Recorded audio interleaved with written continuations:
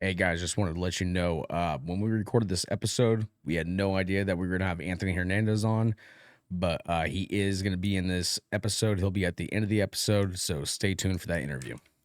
Panda MMA, bringing punches with the news. Fight breakdowns, every move you don't want to lose. Catch the latest scoop, like a hook to the chin. This is Panda MMA News.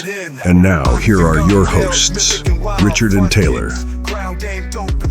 What's up, everybody? It's Daddy from PandaMMA News. And before Little Bitch talks, Big Bobby! I just gotta let you know, guys, that we are here to predict UFC 308, the morning of October 26th. You fucking idiot! But anyways, guys, let's get right into these predictions. Because what I have for you are some great predictions. And make sure you guys, before we get into this, make sure you guys follow and subscribe. If you guys want more of this content, we interviewed UFC fighters, MMA fighters, pro MMA fighters, amateur MMA fighters, whatever, dude. We are on that shit weekly. So make sure you tune in and you subscribe. Before we get into this, I'm also going to shout out our social medias. Panda MMA News 1 on Instagram, Panda MMA News on TikTok and X. Make sure you follow. glaze those knuckles, baby. But let's get right into these predictions, guys, because we got shit calling us. We got shit to do. So, Shara Magomedov versus Armen Petrosyan. I got Shara Putin. Fair enough. I got Shara Putin too. All right, let's move into the next one. We have Magomed Ankalaev versus Aleksandar Rakic. This one's a little bit more touchy. I have Magomed just because of the fact that Fuck, I do too, bro. Alexander I do got too. finished by fucking what's his name? Although Rakic is a Samurai. good fighter, we're talking about a Dagestani motherfucker right now, dude. Yeah, but all right. So we both got Magomed. Let's get to the next one. Lerone Murphy versus Dan Ige. I got Dan Ige. I think I got Dan Ige. I think you got Dan Ige just because he was a champion and took a fight on a short notice. That's not a champion, but No, he's a champion for taking a fight on short notice. That's what I'm trying to say. But I got Leroy in this fight only because he's an undefeated fighter. He is spectacular and he's got great stand-up. what other reason do you have Leroy? Would it happen to do with a tone of something? No. A tone of something that rhymes with whim? No. I think that is it. Leroy is going to win that fight, but let's move on because guys- this is the one that me and him are going to you guys heard from. I got Khamzat Chimaev. Robert versus Whittaker versus Khamzat Chimaev. I got Khamzat. I got Bobby Knuckles, brother. Got Bobby Knuckles. We saw Usman, who rolled off the couch and moved up a weight class to fight Khamzat. First round, yeah, dominant for Khamzat. After that, it was pretty dominant for Usman. It should have been a draw, but instead it went to Khamzat because they want to get him to the title. I don't think he's going to have that luck with Robbie. He might get the first round off Whittaker, but this is a 5-round fight, I believe. So, yeah, I think Robert Whittaker is going to take this, especially after round one when when Chimaev blows his load. Whittaker's going to come in with that slick boxing. He has takedowns. He was a national Australian champion in wrestling. He also has a black belt under a Guerrilla Jiu-Jitsu affiliation gym. I am riding with Robert Whittaker to the death here. One thing I know about Australians is they don't do well with the beef. And right now he's got beef with Khamzat Chimaev. And Khamzat, although he has been inactive and he's been really Looking like shit his past 3 fights. not somebody you could bank on to actually make it to the fight, we are talking about Khamzat Chimaev. There is a reason why he is feared. He should have lost to Gilbert Burns and Usman. But, yeah, anyways. I see him winning this fight. I see Robert doing his in and out type fighting, and every time he's going to lunge in for those punches, I see Khamzat shooting him for a takedown. Yeah, I see that the first round. But after that, I see Khamzat being gassed, not being able to. I see Khamzat winning this fight by spectacular victory, and we are going to talk about this, guys. So guess what? I could be wrong, but also my little bitch friend here, he could also. Daddy be is wrong. never wrong, so you guys will He's find been wrong out. a lot of times. Little bitch has. Incorrect. Go back on the record. Daddy's right more than this fucker. But anyways, It's not true. we'll get to the main event, guys. Ilia Topuria versus Max the Blessed Holloway. Before little bitch starts opening his mouth, let me break this down for you guys. Ilia is coming off of a win over Alexander Volkanovski, who beat Max Holloway 3 times. Max Holloway, though, is coming off of a spectacular showmanship of boxing and kickboxing against Justin Gaethje, followed by the last 10 seconds brutal knockout of Gaethje. A fight everybody, including, I think you thought this too. I think everybody thought Holloway was going to lose. I bet on Holloway. I had the slip to prove it. Holloway won that fight. The only thing that makes me nervous about this is it's 10 pounds lighter, so he's going to have to cut weight for it. But Ilia Topuria fought a Volkanovski who was coming off a knockout loss to Islam a few months prior. So, yeah, it's easy to knock someone out when they just got knocked out. I don't think it'd be the same thing if you faced Volkanovski today, now that Volkanovski has taken a good amount of time off. I think what's going to happen, I think Max Holloway wins this. I think that's gonna make it so we get Volkanovski, Holloway 4. And then, assuming whether Max wins or loses that, I think that's his last fight in featherweight. I think then he moves up to lightweight. That's when he makes a true run for the title. He's already number weighted at lightweight. He should be heavier or a lot higher because Justin Gaethje was number 3 when he fought him. But that's neither here nor there. I think that's what's going to happen. I think Ilia is going to be cocky because he hasn't lost yet. He's 15-0. He's going to go out there thinking he's going to put away Max Holloway. Max Holloway is an old motherfucker. Max Holloway is 32. He's in his prime. Max Holloway is coming out there for blood. You talked all this shit, dude. It's time to pay. I think Max Holloway is putting a fucking beating on him. What do you think? I think Ilia Topuria is a student. I think that he not only continues to learn in MMA, but he's able to talk shit in English nowadays, guys. And that just goes to show you that he puts his ego to the side, despite what he is and what he says and what he does. We were talking about a guy who put that he was a champion in his bio and Instagram on social media before he ever was that. I can do that too. Anybody can do that, but he backed it up. Max Holloway, okay, that is a fucking tough match for anybody. Only because we're talking about a guy who has not only volume, but the will to fight and the chin to back it up. And power. He knocked out Gaethje. He does have the power. He pointed at the ground, 10 seconds left, and he knocked Gaethje out. A guy who is not easy to knock out by any means. So he does have the power. He has his fight cut out for him. I'm torn by this, you guys, because honestly, my money, if I had to put money on it, I'm saying Max Holloway. But there is a part of me right now that says Ilia Topuria wins that fight. There's a part of everyone. There's a part of me that says Ilia wins too, but I refuse to believe that part of me. I think Max wins this fight. I think he upsets Ilia and gives him something to think about. Because although Ilia beat the guy that Max has fought multiple times, it's all about matchups, you guys. It's all about skill set. And what Ilia did well, Max is better. That was 3 months after he got hard KO'd by Max Islam. is better. I'm taking Max in this fight, you guys. But I'm not shying against Ilia. If Ilia wins, I will not be surprised. But I'm going to tell you right now. I'll be sad. I won't be surprised. If I have to put money on it, which I actually am, I'm putting my money on Max. I'm putting my money on Max, you guys. So whether you follow me or not on this, we've been wrong in the past, but I'm just going to tell you right now, Max is hard to knock out. He's got a lot of volume, a lot of experience, and he's young. And he's blessed. He's fucking blessed. The best is blessed. The best is blessed.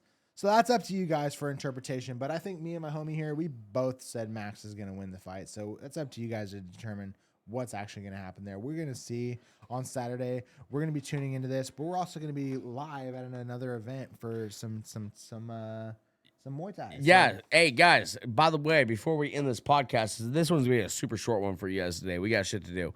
But we are going to be covering, like I said, an event in Turlock, California. It's a Muay Thai event. We'll be there slinging merch and possibly commentating. I haven't heard anything back about the commentating part, but we'll figure that part out. But we're gonna for surely do a live. If it's not for these UFC fights, we're gonna do it for while we're at the event. So make sure you guys tune into that. That is where the TikTok part of this comes into play. Follow us on fucking TikTok, guys. Panda MMA News. You motherfuckers. That's pretty much the only place we're going live on Saturday because that's where we get the biggest following for our lives. So make sure you tune in there. I don't know. We might try going live on Instagram for a second. It really depends on. Instagram's kind of a touchy place. We get more traction on there for our post, but we get more traction on lives on TikTok. Guys, like, subscribe. It costs you nothing. Right now, we're in the growing phase. So if you guys can do that for us, if you could just like and subscribe, we're trying to put out content. And by the way, guys, we're open to suggestions too. We're just a couple of fucking guys that care a little bit too much about MMA, and people are letting us get into their world.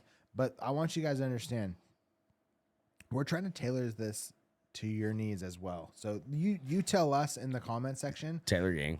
Hey, tell us what it is that we could do better. Maybe there's something that you guys are like, hey, you know what? We want to see this realm of it. Or like, hey, this is something that we don't get to normally see with the fighters you guys are interviewing. Can you ask these questions? We want to know that kind of stuff, guys. We're trying to grow.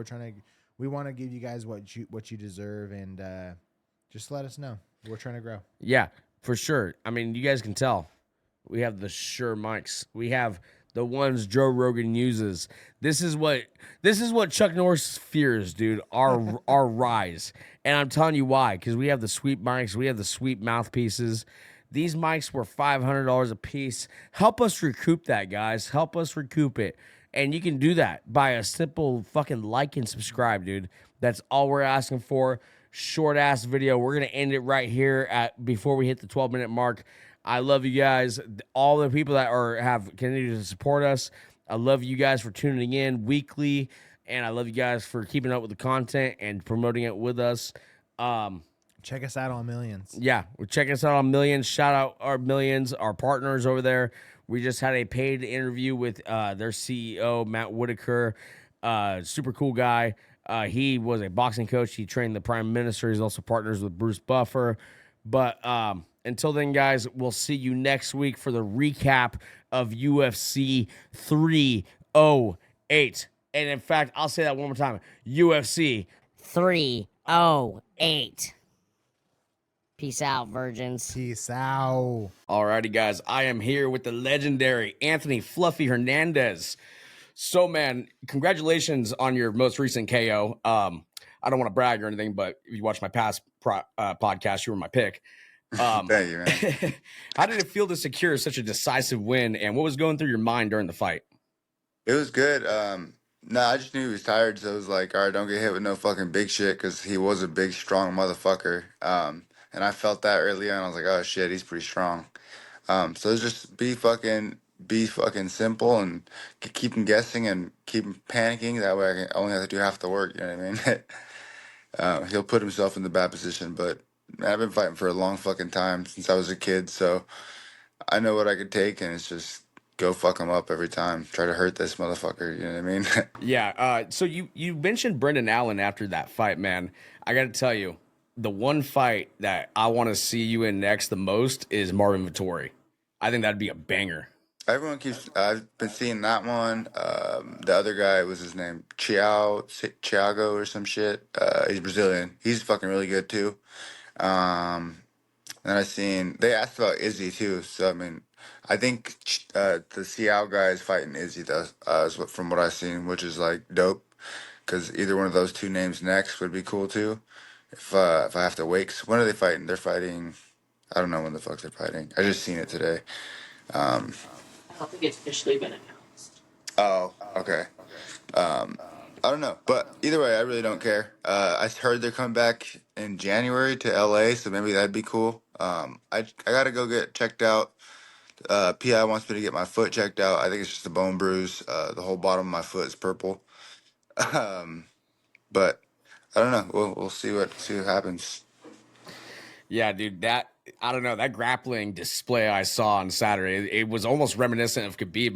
My buddy's a wrestler, and he was talking about how whenever you got them on their back, you go for like the far leg instead of the close leg. Yeah, That's some high level grappling, dude. I'm only a white belt, but I can appreciate it a little bit.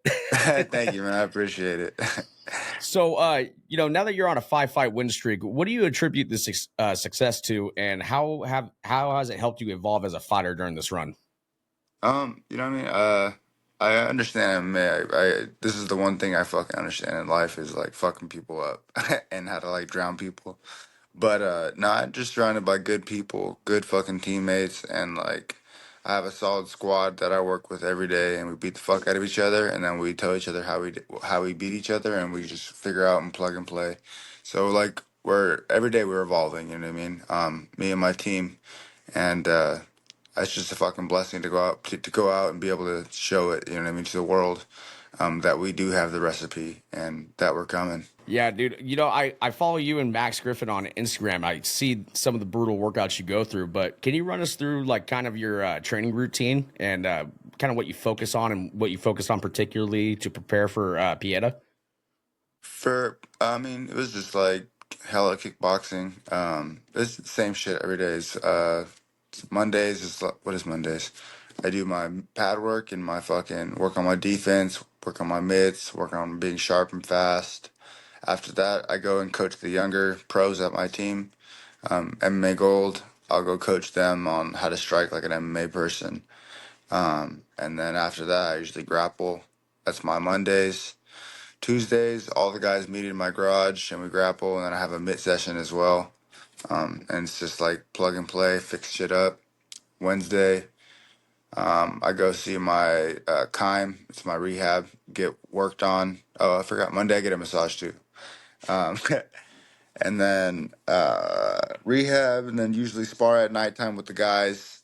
Study film Wednesday nights with my bong close, and then figure out what I got to fix, what I got to adjust, send it to my coaches, and then they kind of adjust for that. It's usually game fit on Thursdays towards the end of the week, and then grappling right after that, which is a bitch because they're all like black belts and D1 wrestlers.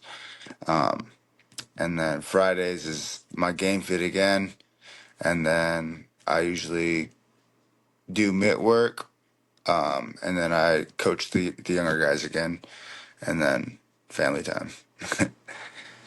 Okay. Sounds like a very busy schedule, man. No, yeah, it definitely is. So you on the post show, you were within inches away from your teammate's upcoming fight, Michael Chiesa.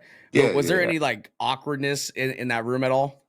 Nah, man. I mean, Cheska's cool as fuck. Max is my brother, so obviously I'm always rocking with my brother. You know what I mean? He's been fucking. Max brought me up in this game. Cheska's cool as fuck, man. I got nothing but respect for all these guys, and like he was super high on me and super respectful. It's like always. I'm actually supposed to send him a little kiki to key here soon, a little mini chicken. And then after the fight, he told me to tell Max. He's like, "All right, well, whoever loses has to roll the first blunt." So I was like, dude, I'm gonna be there regardless. So I'll see you guys both, and we'll have fucking. I'll bring a bunch of fire ass weed, and we'll just have a nice smoke out. You know what I mean? But it's at the end of the day, it's a business. You know what I mean? Like we were gonna fuck that. Like they're gonna fucking get after it. Both of them are gonna get after that shit. You know what I mean? And after it's like, hey, we got paid. Let's fucking enjoy this shit. You know what I mean? Together, because it's not forever. Yeah. Man, if I knew you smoked, I would have just introduced you with my gas mask on, but No, I you're didn't. good, bro. I didn't bring it with me. No, I fucking smoke heavy, bro. I literally just smoked the bong right now before I got on this interview. So, Do you have any like pre-fight rituals? You know, when you're warming up in the back and whatnot, that help you get in that mindset to go out there and just smother a motherfucker? nah, man. I mean, like this fight camp, I did 3 sparring rounds before my boy like geared up, and we sparred for 3 rounds, and then I went out and fought this fool. So it was like a total of 7 rounds that night. Or no, hell no, I'm way off. 5, 6, 7, 8, 8 rounds. So 8 rounds that night. Yeah. That's insane, dude. I actually just checked the UFC rankings website. It looks like you went up a ranking. Yes, that's cool. Yeah, so we're getting closer to that top 5, dude. I've been waiting Nah, for it. dude, I'm fucking so ready for it. You know what I mean? I'm Hey, so ready. so this weekend is UFC 308, and speaking of the rankings, you're now above Khamzat Chimaev. Yeah, Does we it kind of should does it see kind of how piss you off a little bit? He's about to go fight Whittaker and possibly for a belt after. dude. I mean, I really don't give a fuck. I mean, I'm gonna see all these motherfuckers, and they'll all get it. So it is what it is. This game's kind of like all about timing. You know what I mean? I get it. He got the fucking guy that's ahead of everyone, like the fucking gatekeeper. of the division. He's a bad motherfucker. You know what I mean? We'll see how that goes. I don't know if he gets past fucking Bobby Knuckles, Mr. fucking Whittaker. That fool's a bad motherfucker. You know what I mean? But we'll see. We'll see. Because, I mean, Duplessis manhandled him, so I don't know. I really don't know. But I hope that Whittaker fucking beats his ass, and then I can sneak my way and, you know what I mean? Try to fucking go fight one of these fools. But Yeah, that's my bet is Whittaker. I got Whittaker and Holloway this weekend. yeah, Holloway's a bad motherfucker. Yeah, for sure. You know, you were obviously the highlight fight of this past weekend's fight card. You know, the rest of the card was kind of whatever. Have you noticed any like big fan support, big follower increase on social media or anything? It bumped up to like 44,000. I really suck at social media, and I really like don't give a fuck about being that famous. To be honest, I know it's gonna help with the fighting shit if I have a lot more followers and stuff. But that's why I'm obviously doing interviews and stuff right now. My wife's making me set up a bunch of shit and do it. But I don't know, man. It's just like therapeutic to me, man. I'm down to go fucking catch fade with anyone for money. You know what I mean? Like, fuck it. I love it, dude. So after reviewing the fight, I'm assuming you've had a chance to rewatch the fight. I watched it like fucking 4 times already. I gotta watch it like kind of sober though, and like really, really break down the shit though. Have you noticed anything like glaring specifically that you're like, damn, I gotta work on that? For sure, not getting hit in the fucking stomach. Fucking twice, and like every time, fucking these bastards got fast ass kicks. So either you gotta fucking get on them faster and take off on them, or block that shit. But nah, I'm gonna go back, and today I'm actually gonna do mitt work and fucking work on my defense and continue to keep my growth going. That's awesome, dude. Well, hey, man, I know you're busy, so I don't want to keep you too long. I can't thank you enough for hopping on here with me. Yeah, no problem. Before we say our goodbyes, if you could just stick around just for a second so your side can upload. Yeah, Alrighty. good.